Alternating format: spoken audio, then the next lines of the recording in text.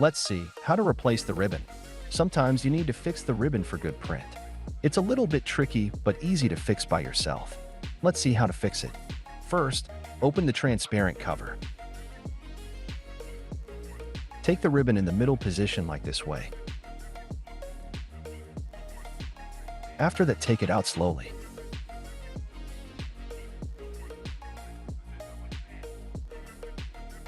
Here you will find a small wheel. Please roll the wheel like this way and try to take out some good ribbon for print.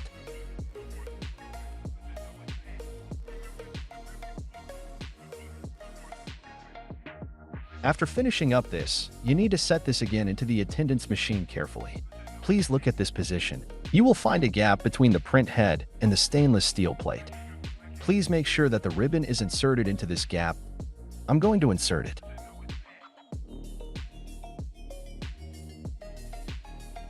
If the ribbon is not tight enough, roll the wheel like this. So, you have successfully replaced the ribbon.